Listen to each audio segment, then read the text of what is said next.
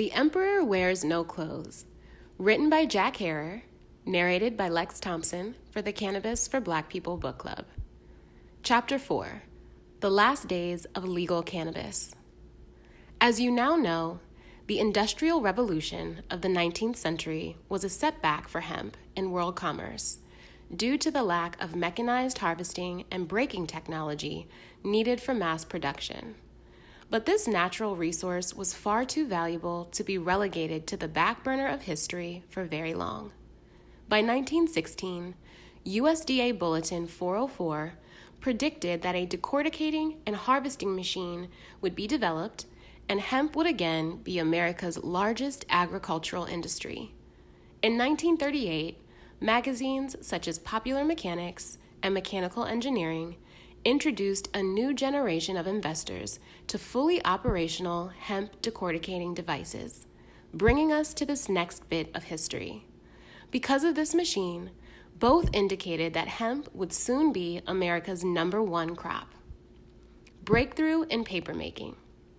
If hemp were legally cultivated using 21st century technology, it would be the single largest agricultural crop in the United States and world today. In fact, when the preceding two articles were prepared early in 1937, hemp was still legal to grow. And those who predicted billions of dollars in new cannabis businesses did not consider income from medicines, energy or fuel, and food, which would now add another $1 trillion or more annually to our coming natural economy compared to our synthetic, environmentally troubled economy. Relaxational smoking would add only a relatively minor amount to this figure. The most important reason that the 1938 magazine articles projected billions in new income was hemp for pulp paper, as opposed to fiber or rag paper. Other reasons were its fiber, seed, and many other pulp uses. If the hemp pulp paper process of 1916 were in use today, it could replace 40 to 70% of all pulp paper, including corrugated boxes, computer printout paper, and paper bags. This remarkable new hemp pulp technology for papermaking was invented in 1916 by our own U.S. Department of Agriculture chief scientists, botanist Leicester Dewey and chemist Jason Merrill. This technology, coupled with the breakthrough of G.W. Schlichten's decorticating machine, patented in 1917, made hemp a viable paper source at less than half the cost of tree pulp paper. The new harvesting machinery, along with Schlichten's machine, brought the processing of hemp down from 200 to 300 man-hours per acre to just a couple of hours. 20 years later, advancing technology and the building of new access roads made hemp even more valuable. Unfortunately, by then, opposition forces had gathered steam and acted quickly to suppress hemp cultivation. A plan to save our forests. Some cannabis plant strains regularly reach tree-like heights of 20 feet or more in one growing season. The new paper process used hemp herds, 77% of the hemp stalk's weight, which was then a wasted byproduct of the fiber stripping process. In 1916, USDA Bulletin number 404 reported that 1 acre of cannabis hemp, an annual rotation over a 20-year period, would produce as much pulp for paper as 4.1 acres of trees being cut down over the same 20-year period. This process would use only 1/7 to 1/4 as much polluting, sulfur-based acid chemicals to break down the glue-like lignin that binds the fibers of the pulp, or even none at all, using soda ash. All this lignin must be broken down to make pulp. Hemp pulp is only 4 to 10% lignin, while trees are 18 to 30% lignin. The problem of dioxin contamination of rivers is avoided in the hemp papermaking process, which does not need to use chlorine bleach, as the wood pulp papermaking process requires, but instead substitutes safer hydrogen peroxide in the bleaching process. Thus, hemp provides 4 times as much pulp with at least 4 to 7 times less pollution. As we have seen, this hemp pulp paper potential depended on the invention and the engineering of new machines for stripping the hemp by modern technology. This would also lower demand for lumber and reduce the cost of housing, while at the same time helping reoxygenate the planet. As an example, if the new 1916 hemp pulp paper process were in use legally today, it would soon replace about 70% of all wood pulp paper, including computer printout paper, corrugated boxes, and paper bags. Pulp paper, made from 60 to 100% hemp herds, is stronger and more flexible than paper made from wood pulp. Making paper from wood pulp damages the environment. Hemp paper making does not. Conservation and source reduction. Reduction of the source of pollution, usually from manufacturing with petrochemicals or their derivatives, is a cost-cutting waste control method often called for by environmentalists. Whether the source of pollution is CFCs, chlorofluorocarbons, from refrigeration, spray cans, computers, tritium and plutonium produced for military uses, or the sulfuric acids used by paper makers, the goal is reducing the source of pollution. In the supermarket, when you are asked to choose paper or plastic for your bags, you're faced with an environmental dilemma: paper from trees that were cut, or plastic bags made from fossil fuel and chemicals. With a third choice available, hemp hurd paper, one could choose a biodegradable, durable paper from an annually renewal source, the cannabis hemp plant.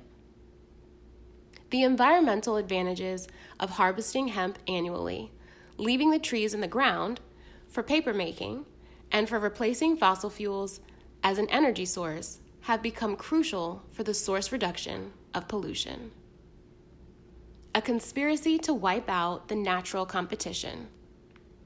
In the mid-1930s, when the new mechanical hemp fiber stripping machines and machines to conserve hemp's high cellulose pulp finally became state-of-the-art, available and affordable, the enormous timber acreage and businesses of the Hearst Paper Manufacturing Division, Kimberly-Clark, St. Regis, and virtually all other timber, paper, and large newspaper holding companies stood to lose billions of dollars and perhaps go bankrupt.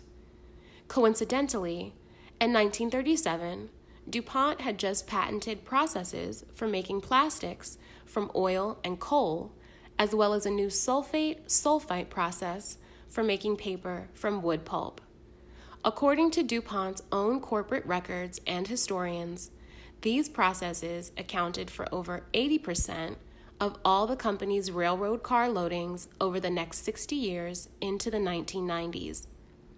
If hemp had not been made illegal, 80% of DuPont's businesses would never have materialized, and the great majority of the pollution, which has poisoned our northwestern and southeastern rivers, would not have occurred.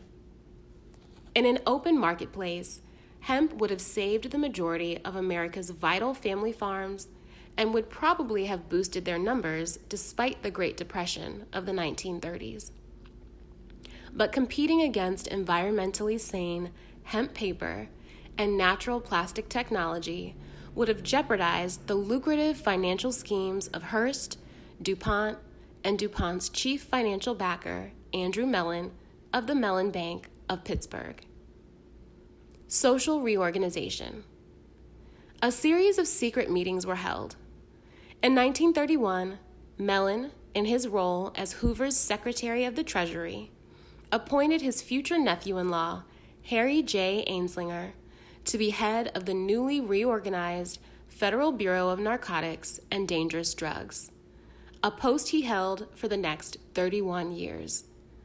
These industrial barons and financiers knew that the machinery to cut, bale, and decorticate, separate the fiber from the high cellulose hurd, and process hemp into paper or plastics was becoming available in the mid-1930s. cannabis hemp would have to go. In DuPont's 1937 annual report to its stockholders, the company strongly urged continued investment in its new but not readily accepted petrochemical synthetic products.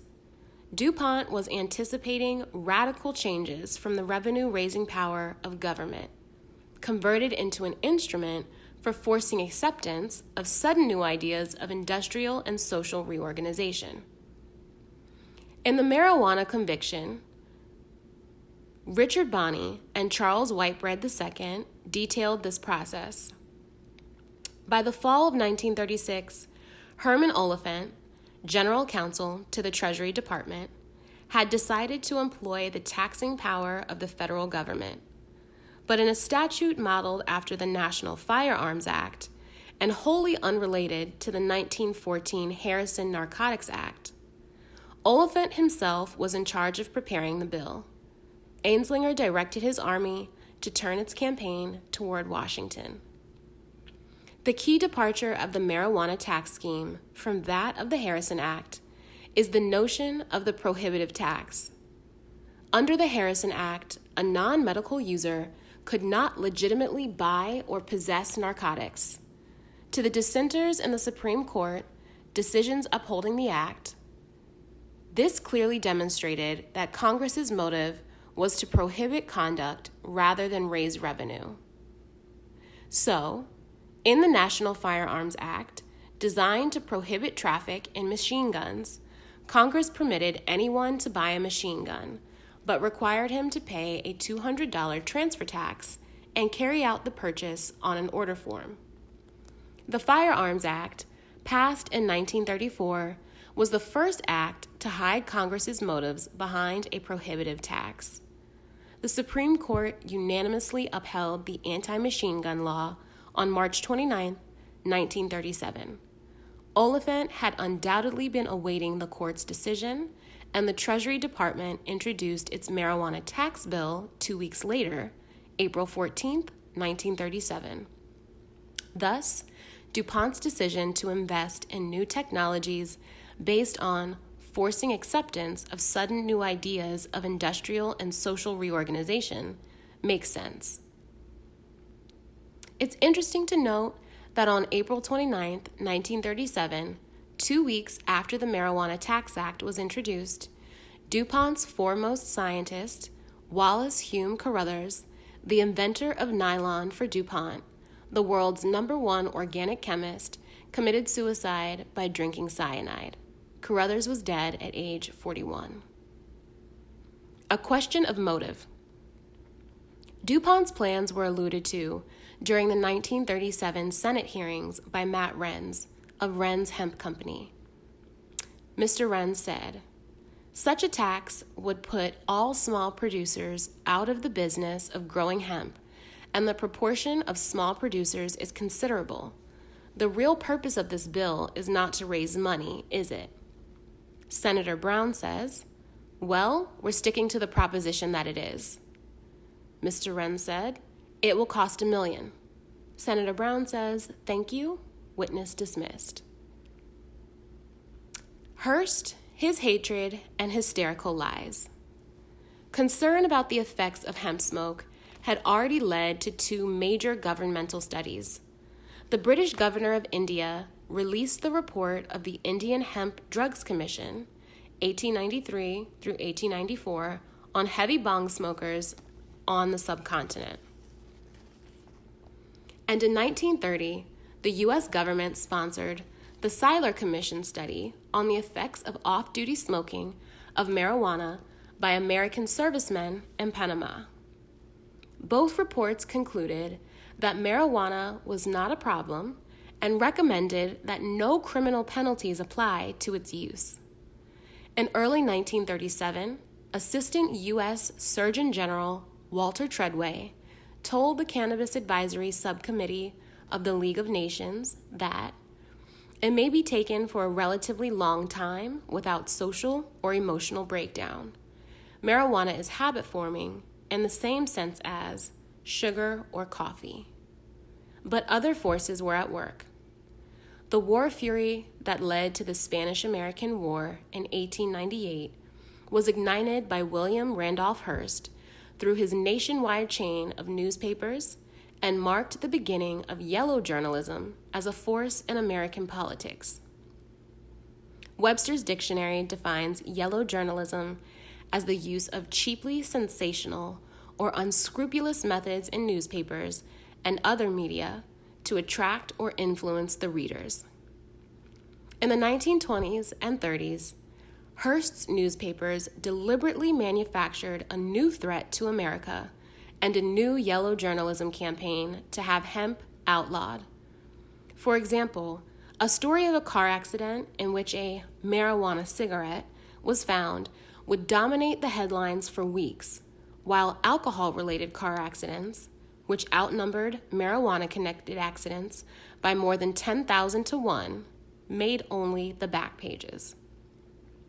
The same theme of marijuana leading to car accidents was burned into the minds of Americans over and over again in the late 1930s by showing marijuana-related car accident headlines in movies such as Reefer Madness and Marijuana, Assassin of Youth. Blatant bigotry.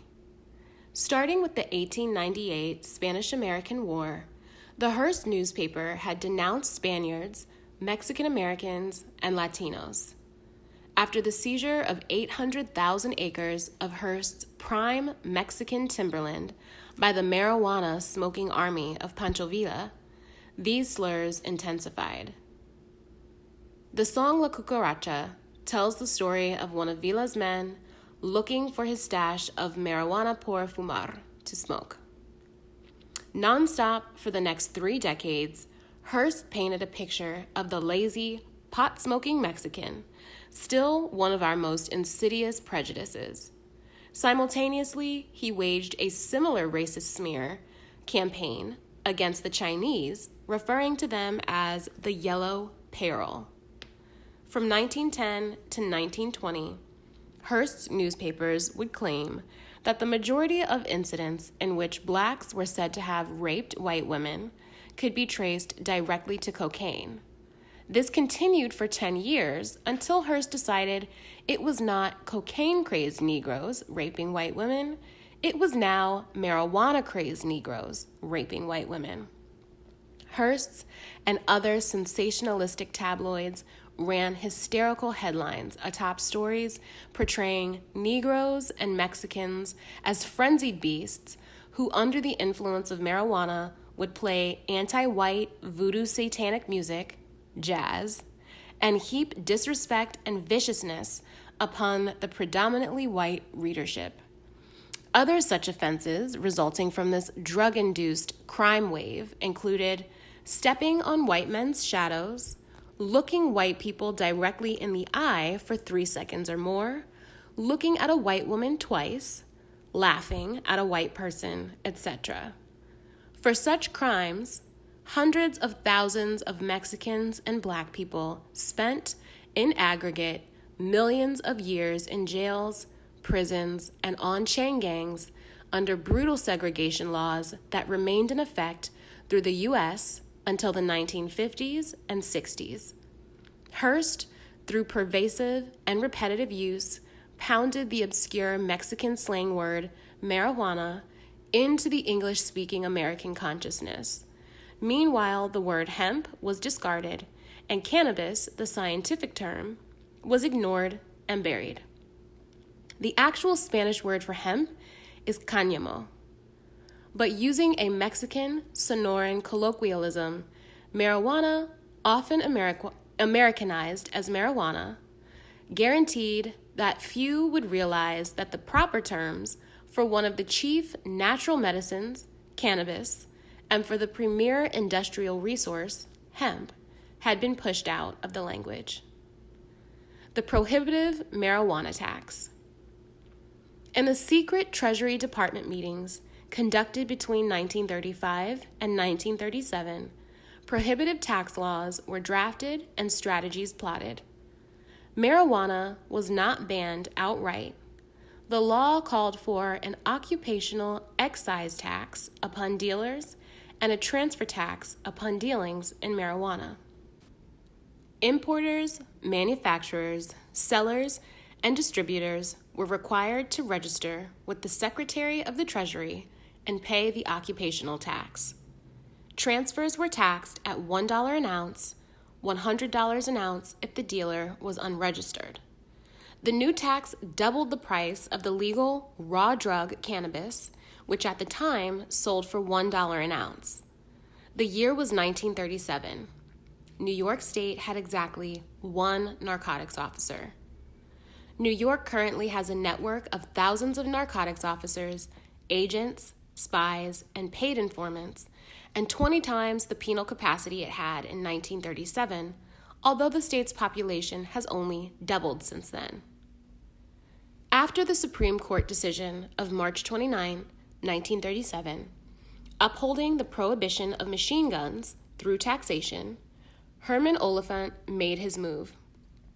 On April 14, 1937, he introduced the bill directly to the House Ways and Means Committee, instead of to other appropriate committees such as Food and Drug, Agriculture, Textiles, Commerce, etc. His reason may have been that the Ways and Means is the only committee that can send its bills directly to the House floor without being subject to debate by other committees. Ways and Means Chairman Robert L. Doughton, a key DuPont ally, quickly rubber-stamped the secret Treasury bill and sent it sailing through Congress to the president. Did anyone consult the AMA? However, even within his controlled committee hearings, many expert witnesses spoke out against the passage of these unusual tax laws. Dr. William C. Woodward, for instance, who was both a physician and an attorney for the American Medical Association, testified on behalf of the AMA. He said, in effect, the entire fabric of federal testimony was tabloid sensationalism. No real testimony had been heard. This law, passed in ignorance, could possibly deny the world a potential medicine, especially now that the medical world was just beginning to find which ingredients in cannabis were active. Woodward told the committee that the only reason the AMA hadn't come out against the marijuana tax law sooner was that marijuana had been described in the press for 20 years as killer weed from Mexico. The AMA doctors had just realized 2 days before these spring 1937 hearings that the plant Congress intended to outlaw was known medically as cannabis, the benign substance used in America with perfect safety in scores of illnesses for over 100 years. We cannot understand yet, Mr. Chairman, Woodward protested, why this bill should have been prepared in secret for 2 years without any intimation, even to the profession, that it was being prepared.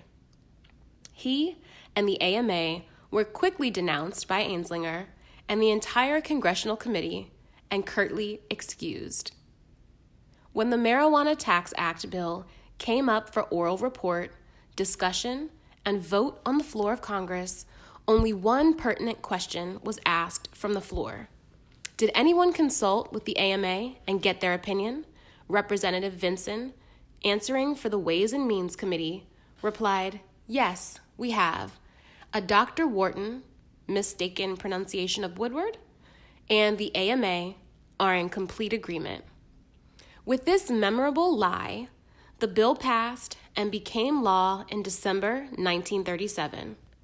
Federal and state police forces were created, which have incarcerated hundreds of thousands of Americans, adding up to more than 16 million wasted years in jails and prisons, even contributing to their deaths, all for the sake of poisonous, polluting industries, prison guard unions, and to reinforce some white politicians' policies of racial hatred. Others spoke out too.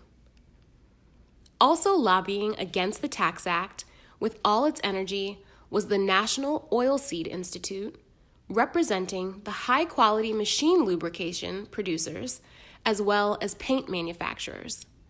Speaking to the House Ways and Means Committee in 1937, their general counsel, Ralph Lozier, testified eloquently about the hemp seed oil that was to be, in effect, outlawed. Respectable authorities tell us that in the Orient, at least 200 million people use this drug, and when we take into consideration that for hundreds, yes, thousands of years, practically that number of people have been using this drug. It is significant that in Asia and elsewhere in the Orient, where poverty stalks abroad on every hand, and where they draw on all the plant resources which a bountiful nature has given that domain, it is significant that none of those 200 million people has ever, since the dawn of civilization, been found using the seed of this plant or using the oil as a drug. Now, if there were any deleterious properties or principles in the seed or oil, it is responsible to suppose that these Orientals, who have been reaching out in their poverty for something that would satisfy their morbid appetite, would have discovered it. If the committee please, the hemp seed or the seed of the Cannabis sativa L is used in all the Oriental nations and also in a part of Russia as food. It is grown in their fields and used as oatmeal. Millions of people every day are using hemp seed in the Orient as food. They have been doing that for generations, especially in periods of famine. The point I make is this, that this bill is too all-inclusive. This bill is a world-encircling measure. This bill brings the activities, the crushing of this great industry under the supervision of a bureau, which may mean its suppression. Last year, there was imported into the United States 62,813,000 pounds of hemp seed. In 1935, there was imported 116 million pounds. As the AMA's Dr. Woodward had asserted, the government's testimony before Congress in 1937 had, in fact, consisted almost entirely of Hearst's and other sensational and racist newspaper articles read aloud by Harry J. Anslinger, director of the Federal Bureau of Narcotics. This agency has since evolved into the Drug Enforcement Administration, the DEA.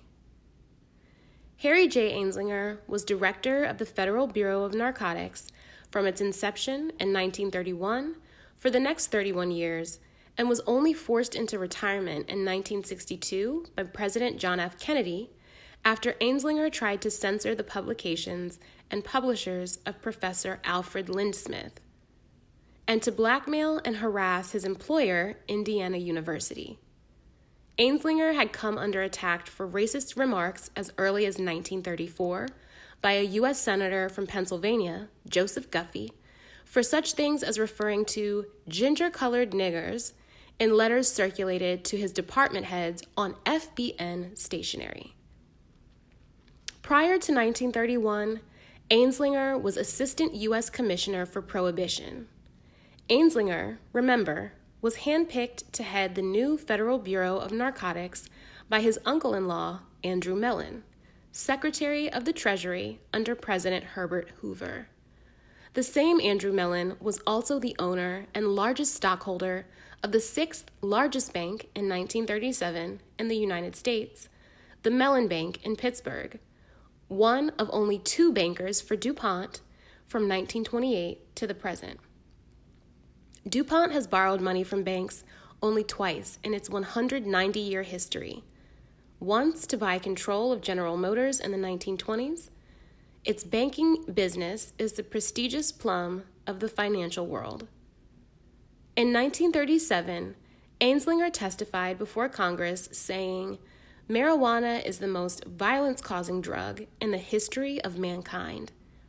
This, along with Anslinger's outrageous racist statements and beliefs, was made to the Southern-dominated Congressional Committee and is now an embarrassment to read in its entirety.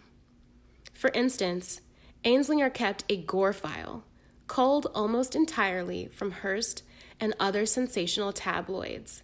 For example, stories of axe murders where one of the participants reportedly smoked a joint 4 days before committing the crime. Anslinger pushed on Congress as a factual statement that about 50% of all violent crimes committed in the U.S. were committed by Spaniards, Mexican Americans, Latin Americans, Filipinos, African Americans, and Greeks, and these crimes could be traced directly to marijuana. Not one of Anslinger's marijuana gore files from the 1930s is believed to be true by scholars who have painstakingly checked the facts. Self-perpetuating lies. In fact, FBI statistics, had Anslinger bothered to check, showed at least 65 to 75% of all murders in the U.S. were then and still are alcohol-related. As an example of his racist statements, Anslinger read into U.S. congressional testimony without objection stories about coloreds with big lips luring white women with jazz music and marijuana. He read an account of 2 black students at the University of Minnesota doing this to a white co-ed with the result of pregnancy. The congressman of 1937 gasped at this, and at the fact that this drug seemingly caused white women to touch or even look at a Negro. Virtually no one in America, other than a handful of rich industrialists and their hired cops, knew that their chief potential competitor, hemp, was being outlawed under the name marijuana. That's right. Marijuana was most likely just a pretext for hemp prohibition and economic suppression.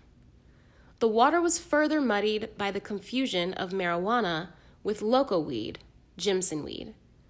The situation was not clarified by the press, which continued to print the misinformation into the 1960s. At the dawn of the 1990s, the most extravagant and ridiculous attacks on the hemp plant drew national media attention, such as a study widely reported by health journals in 1989 that claimed marijuana smokers put on about a half a pound of weight per day. Now in 2007, they just want to duck the issue. Meanwhile, serious discussions of the health, civil liberties, and economic aspects of the hemp issue are frequently dismissed as being nothing but an excuse so that people can smoke pot, as if people need an excuse to state the facts about any matter. One must concede that, as a tactic, lying to the public about the beneficial nature of hemp and confusing them as to its relationship with marijuana has been very successful. Man-made fiber, the toxic alternative to natural fibers. The late 1920s and 1930s saw continuing consolidation of power into the hands of a few large steel, oil, and chemical munitions companies. The U.S. federal government placed much of the textile production for the domestic economy in the hands of its chief munitions maker, DuPont. The processing of nitrating cellulose into explosives is very similar to the process for nitrating cellulose into synthetic fibers and plastics. Rayon, the first synthetic fiber, is simply stabilized gun cotton or nitrated cloth, the basic explosive of the 19th century. Synthetic plastics find application in fabricating a wide variety of articles, many of which in the past were made from natural products, beamed Lamont DuPont. Consider our natural resources, the president of DuPont continued. The chemist has aided in conserving natural resources by developing synthetic products to supplement or wholly replace natural products. DuPont's scientists were the world's leading researchers into the processes of nitrating cellulose and were in fact the largest processor of cellulose in the nation in this era. The February 1938 Popular Mechanics article stated that thousands of tons of hemp herds are used every year by one large powder company for the manufacture of dynamite and TNT. History shows that DuPont had largely cornered the market in explosives by buying up and consolidating the smaller blasting companies in the 1800s. By 1902, it controlled about 2/3 of industry output. They were the largest powder company, supplying 40% of the munitions for the Allies in World War I. As cellulose and fiber researchers, DuPont's chemists knew hemp's true value better than anyone else. The value of hemp goes far beyond line fibers. Although recognized for linen, canvas, netting, and cordage, these long fibers are only 20% of the hemp stalk's weight. 80% of the hemp is in the 77% cellulose herd, and this was the most abundant, cleanest resource of cellulose fiber for paper, plastics, and even rayon. The empirical evidence in this book shows that the federal government, through the 1937 Marijuana Tax Act, allowed this munitions maker to supply synthetic fibers for the domestic economy without competition. The proof of a successful conspiracy among these corporate and governing interests is simply this.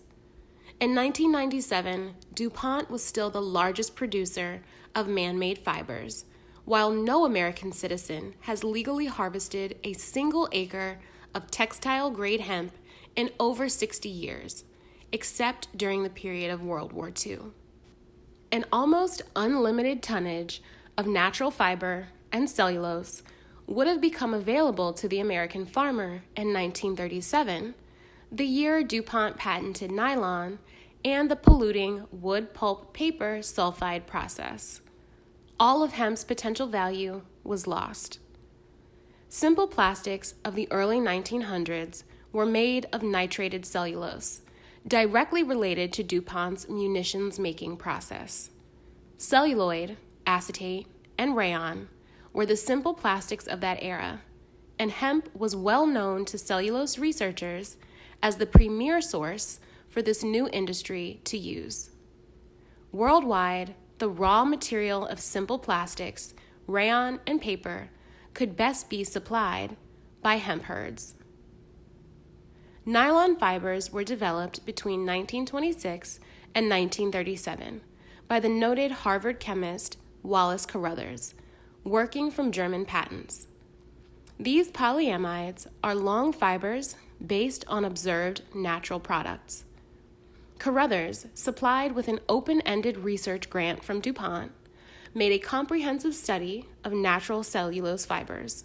He duplicated natural fibers in his labs, and polyamides, long fibers of a specific chemical process, were developed. Curiously, Wallace Carruthers committed suicide in April of 1937, 1 week after the House Ways and Means Committee had the hearings on cannabis and created the bill that would eventually outlaw hemp. Coal tar and petroleum-based chemicals were employed, and different devices, spinnerets, and processes were patented. This new type of textile, nylon, was to be controlled from the raw material stage, as coal to the completed product, a patented chemical product. The chemical companies centralized the production and profits of the new miracle fiber. The introduction of nylon, the introduction of high-volume machinery to separate hemp's long fiber from the cellulose herd, and the outlawing of hemp as marijuana all occurred simultaneously. The new man-made fibers, MMFs, can best be described as war material. The fiber-making process has become one based on big factories, smokestacks, coolants, and hazardous chemicals, rather than one of stripping out the abundant, naturally available fibers. Coming from a history of making explosives and munitions, the old chemical dye plants now produce hosiery, mock linens, mock canvas, latex paint, and synthetic carpets. Their polluting factories make imitation leather, upholstery, and wood surfaces, while an important part of the natural cycle stands outlawed. The standard fiber of world history, America's traditional crop, hemp, could provide our textiles and paper and be the premier source for cellulose. The war industries, DuPont, Allied Chemical, Monsanto, etc., are protected from competition by the marijuana laws. They made war on the natural cycle and the common farmer.